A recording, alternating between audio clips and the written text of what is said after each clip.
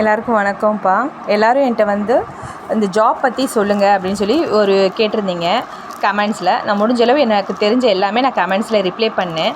அதையும் தவிர சில பேர் ஒரு வீடியோவாக போடுங்களேன், எங்களுக்கு கொஞ்சம் நல்லாயிருக்கும் அப்படின்னு சொல்லியிருந்தீங்க. நம்மளுக்கு ஃபஸ்ட் டைம் இந்த மாதிரி யூடியூப்பில் வீடியோ போடுறதெல்லாம் ஸோ கொஞ்சம் நர்வஸ்னஸ் இருந்துச்சு, அதனால தாங்க டிலே ஆயிடுச்சு. ஃபஸ்ட்டு நான் சொல்லிடுறேன். அப்ளிகேஷன் ஃபார்ம், அதாவது ஜிஓ தான் இப்போதைக்கு நம்மளுக்கு கவர்மெண்ட் சென்ட் பண்ணியிருக்காங்க, ஜிஓ தான் கொடுத்துருக்காங்க.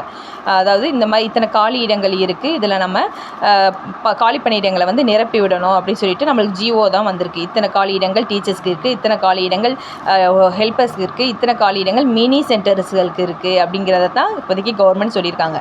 இதுக்கு அப்ளிகேஷன் ஃபார்மோ இல்லை டேட்டோ இது வரைக்கும் அனௌன்ஸ்மெண்ட் பண்ணலை. இந்த தேதியிலேருந்து இந்த டேட்குள்ளே நம்ம முடிச்சு அப்ளிகேஷன் கொடுக்கணும், அப்ளை பண்ணணும் அப்படிங்கிறத இன்னும் கவர்மெண்ட் நம்மளுக்கு சொல்லலைங்க.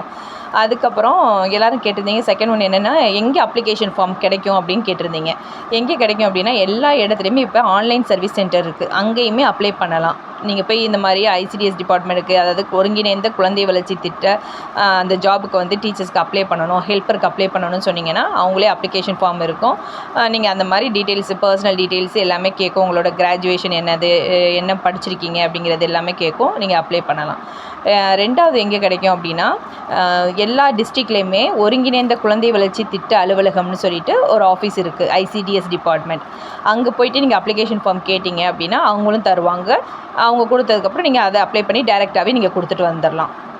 நீங்கள் கொடுத்துட்டு வந்ததுக்கப்புறம் நம்மளுக்கு ஒரு 2 டைம்ஸ் இன்டர்வியூ செக்ஷன் மாதிரி நடக்கும். நம்மளை கூப்பிடுவாங்க. 2 டைம்ஸ் இன்டர்வியூ செக்ஷனில் வெரிஃபிகேஷன், சர்டிஃபிகேட் வெரிஃபிகேஷன் எல்லாமே அதிலேயே நடந்துடும். அதுக்கப்புறம் தான் நம்மளுக்கு அப்பாயின்மெண்ட் ஆர்டருக்கு வரும். இப்போ நான் நியூ தாங்க. 2018 நான் ஜாயின் பண்ணேன். 2017 நான் அப்ளை பண்ணேன். 1 இயரில் எனக்கு அப்பாயின்மெண்ட் ஆர்டர் வந்தது. அந்த மாதிரி தான் இன்டர்வியூ செக்ஷன் 2 தடவை நடக்கும். உங்களுக்கு அதுக்கப்புறம் அப்பாயின்மெண்ட் ஆர்டர் கிடச்சிரும். அதுக்கப்புறம் என்ன கேட்டிருந்தீங்கன்னா ப்ரொமோஷன்ஸ் பற்றி கேட்டிருந்தீங்க. கண்டிப்பாக ப்ரொமோஷன்ஸ் இருக்குங்க. கிரேட் 1, கிரேட் 2, கிரேட் 3ன்னு சொல்லிட்டு நம்மளுக்கு ஸ்டெப் பை ஸ்டெப் ப்ரொமோஷன்ஸ் இருக்குது. அதே மாதிரி ஹெல்ப்பர்ஸாக இருக்கிறவங்களுக்கு டீச்சர் போஸ்டிங் கண்டிப்பாக ப்ரொமோஷனில் வரும். அதுக்கப்புறம் குவாலிஃபிகேஷன்ஸ் கேட்டிருந்தீங்க.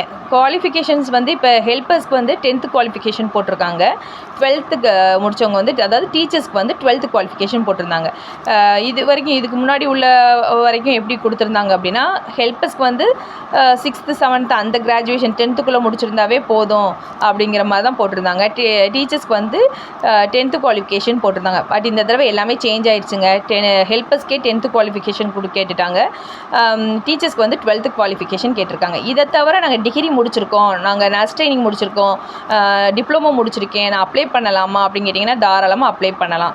எல்லாருக்குமே அப்ளை பண்ணுறதுக்கு வாய்ப்பு இருக்குது. எல்லாருமே அப்ளை பண்ணலாம். அதை தவிர மெயினாக முக்கியமாக யாருக்கு இம்பார்ட்டன்ஸ் கொடுப்பாங்க அப்படின்னா சிங்கிள் பேரண்ட் இருக்காங்கல்ல, அவங்களுக்கு ஃபஸ்ட்டு ப்ரிஃபரன்ஸ் கொடுப்பாங்க.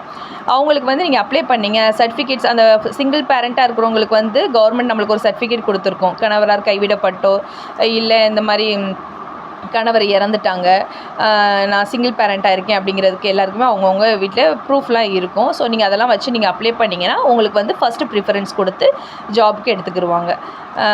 அதோட அப்ளிகேஷன் ஃபார்மில் நீங்கள் கரெக்டாக உங்களுக்கு பக்கத்தில் அதாவது உங்கள் ஏரியாவிலே இப்போ ஸ்கூலில் டீச்சர்ஸ் இல்லாமல் இருக்காங்க, அந்த இடத்துல ஹெல்ப்பர்ஸ் இல்லாமல் இருக்காங்கன்னா நீங்கள் அந்த இதை ஃபஸ்ட்டு ப்ரிஃபரன்ஸில் போடலாம். எனக்கு இந்த இடத்துல இந்த ஏரியாவில் எனக்கு வேணும் அப்படிங்கிறத நீங்கள் அப்ளிகேஷன் ஃபார்மில் கொடுத்தீங்கன்னா அதை உங்களுக்கு கன்சிடர் பண்ணி அவங்க உங்களுக்கு ஜாப் போடுவாங்க. அதை தவிர வேறு என்ன கொஸ்டின்ஸ்?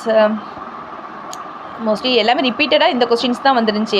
எப்படி அப்ளிகேஷன் ஃபார்ம் அப்ளை பண்ணுறது, நான் அப்ளை பண்ணலாமா, எனக்கு அதுக்கு குவாலிஃபிகேஷன் இருக்கா அப்படிங்கிறது தான் எல்லாருமே கேட்டிருந்தீங்க. மோஸ்ட்லி எல்லாமே நான் கவர் பண்ணிட்டேன்னு நினைக்கிறேன். வேறு என்ன கேட்டிருந்தீங்க? இதை தவிர நான் ஏதாவது மிஸ் பண்ணியிருந்தேன் அப்படின்னா கமெண்ட்ஸில் சொல்லுங்கள், கண்டிப்பாக அது நான் ரிப்ளை பண்ணுறேன். இல்லை நிறைய கொஸ்டின்ஸ் இருந்துச்சுன்னா அது கண்டிப்பாக நான் அடுத்த ஒரு வீடியோவாக நான் சென்ட் பண்ணுறேன், உங்களுக்கு அப்லோட் பண்ணுறேன். மோஸ்ட்லி எல்லாமே கவர் பண்ணிட்டேன்னு நினைக்கிறேன். நீங்கள் கேட்ட எல்லாத்தையுமே நான் கவர் பண்ணிட்டேன். ரிப்பீட்டடாக இது தான் வந்துச்சு, வேறு ஒன்றும் இல்லை. ஓகேங்க, ரொம்ப நன்றிங்க. இதை தவிர ஏதாவது கொஸ்டின்ஸ் இருந்துச்சுன்னா நீங்கள் கமெண்ட்ஸில் சொல்லுங்கள். கண்டிப்பாக நெக்ஸ்ட் வீடியோவில் நான் அதை எல்லாமே டீட்டெயில்ஸ் எல்லாமே அப்லோட் பண்ணுறேன். நன்றி.